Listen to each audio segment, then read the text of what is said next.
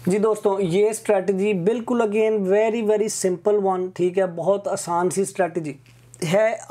और ये इसमें हम एक ही इंडिकेटर यूज़ करेंगे मूविंग एवरेज का। पहले मैंने आपको बताया स्विंग ट्रेडिंग के लिए कैसे यूज़ करेंगे, अब मैं आपको बता रहा हूँ कि हम डे ट्रेडिंग के लिए कैसे यूज़ करेंगे। देखिए छोटे छोटे टाइम स्पैन के अंदर, और छोटे टाइम स्पैन में जैसे आजकल क्रिप्टो में बहुत सारे लोग इन्वेस्ट कर रहे हैं, तो हम क्रिप्टो की एक एग्जांपल ले लेते हैं। तो क्रिप्टो में क्योंकि आपके पास वॉल्यूम भी बहुत ज़्यादा है, अच्छे खासे आपकी जो लिक्विडिटी है वो बड़ी तेज़ी से हो रही है, बड़ी तेज़ी से बाय एंड सेल हो रहा है। तो मेरी सजेशन ये है कि ये आप फॉरेक्स में या आप क्रिप्टो के अंदर ही यूज़ कीजिएगा। आपने बेसिकली अपनी मूविंग एवरेज हमने स्विंग के लिए रखी थी 50 डेज़ की, इसमें हम रखेंगे 20 डेज़ की। तो हम 20 डेज़ की एक मूविंग एवरेज निकाल लेते हैं, ठीक है। और हम जो स्विंग में हम कर रहे थे डेली डे ट्रेड के अंदर हम अपनी डिसीजन ले रहे थे, एंट्री कर रहे थे, इसमें हम करेंगे 4 आवर्स के अंदर, 4 आवर्स के अंदर, ठीक है। 4 आवर्स के अंदर रूल वही है सारे का सारा। आपको जहां जहां पर प्राइस अप ट्रेंड में हो, रूल क्या है, प्राइस अप ट्रेंड में हो, मूविंग एवरेज अप ट्रेंड में, क्या हम यहां पर ट्रेड कर सकते हैं? नहीं, यहां पे नहीं करनी, बिग नो नो, ठीक है। क्या हम यहां पर ट्रेड कर सकते हैं? नहीं, इट्स लेट्स से एटलीस्ट यहां तक तो मैं रिकमेंड नहीं करूंगा, because this is a sideways, it's not so clear up trend. यहां पर आके थोड़ा सा अप ट्रेंड शुरू हुआ है। ये मैं क्यों बार बार बता रहा हूँ, क्योंकि ये स्ट्रैटेजी सिर्फ अप ट्रेंड में काम करेंगी, otherwise you will lose money और you will wait for so long to reach your target, जो कि हम नहीं चाहते। हमने जल्दी जल्दी अपने पैसे को निकालना है वापस, ठीक है। अब आप देखें कि यहाँ पर आपके पास ये सारी की सारी अप ट्रेंड में है, ये मार्केट आपकी अप ट्रेंड में है। वही वाला रूल, जहाँ पर आपको मूविंग एवरेज के ऊपर ग्रीन कैंडल मिले, उसको टच कर रही हो या उसके थोड़ा सा ऊपर मिले, बहुत लंबा गैप नहीं होना चाहिए, ऐसा गैप नहीं होना चाहिए, बिल्कुल उसके पास हो, दैट इज़ योर एंट्री। छोड़ दें बाकी सारी चीज़ें। ये देखें क्या हो रहा है यहाँ पे, ये देखें ये क्या हो रहा है। मार्केट यहाँ पे थी, आप आए, आपने कहा ओके मार्केट यहाँ पे है, मेरी मूविंग एवरेज 20 जो सी 20 डेज मूविंग एवरेज, ठीक है, वो अप ट्रेंड में है, वेरी गुड। मैं यहाँ पर आया हूँ, आगे मैंने देखा ओके ग्रीन कैंडल जो सी है वो मूविंग एवरेज के नीचे बनी है, ओके। मैं अगले 4 घंटे और वेट करता हूँ। एक क्या बनी, ग्रीन कैंडल बड़ी स्ट्रॉन्ग बॉडी के साथ मूविंग एवरेज को टच कर रही है, उसके ऊपर बनी, ओके। मैं एंटर हो जाऊँ, I will enter it, because अगर आपने मेरे वो पैटर्न पढ़े हैं, कैंडल पैटर्न, तो आपको वो देख, ये पिछली 2 कैंडल्स देख के आपको थोड़ा सा आइडिया होगा क्या हो रहा है। लेकिन आपने अगर उसकी फिक्र नहीं करनी तो एक और कंफर्मेशन का वेट कर लें।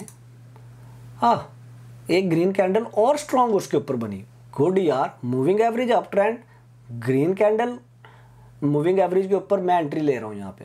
आप एंट्री लेते हैं, आप कहते हैं कि जी वी चेन साहब मैंने एंट्री करनी है आपके इस हाई पे। हाई क्या है जी इसका, okay this is very long numbers, anyways we enter it 0.14800, ठीक है जी। हाइट ऑफ उसकी क्या है 0.14800, ठीक है जी।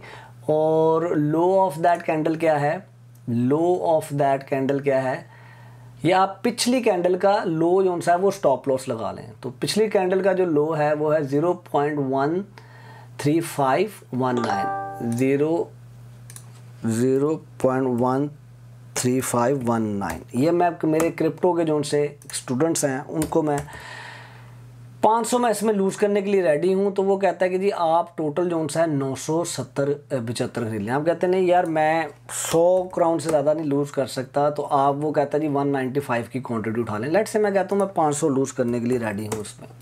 तो वो कहता है कि आप इतना उठा लें, आपका जो टारगेट है वो क्या है जी, आपका स्टॉप लॉस जो सा है हमने अभी ऐड नहीं किया, लो ऑफ द कैंडल, हाँ स्टॉप लॉस हमारा वही बन जाएगा। तो अब हमने जो हमारा टारगेट है वो 1.6 है, टारगेट गलत निकाल रहा है, एक मिनट ठहरें, हाँ क्योंकि हम ये बहुत छोटे टाइम फ्रेम में कर रहे हैं तो हम यहाँ पर मुझे थोड़ी सी, ये मेरा कैलकुलेटर थोड़ा गलत कर रहा है इसको कैलकुलेट। हमने बेसिकली करना क्या है कि हाँ, एंट्री प्राइस हमारी बहुत उसने बड़ी कर दी क्योंकि 0.5 एंटर कर दी, ये तो नहीं होगा। हम एंट्री प्राइस वही रखते हैं जहाँ पर हम एंटर हुए हैं, ठीक है। अब ये आपको थोड़ा सा ट्यूक करनी पड़ेंगी चीज़ें, क्योंकि अब हम फ्रैक्शंस में खेल रहे हैं ना क्रिप्टो के अंदर, अब ये फ्रैक्शंस में है।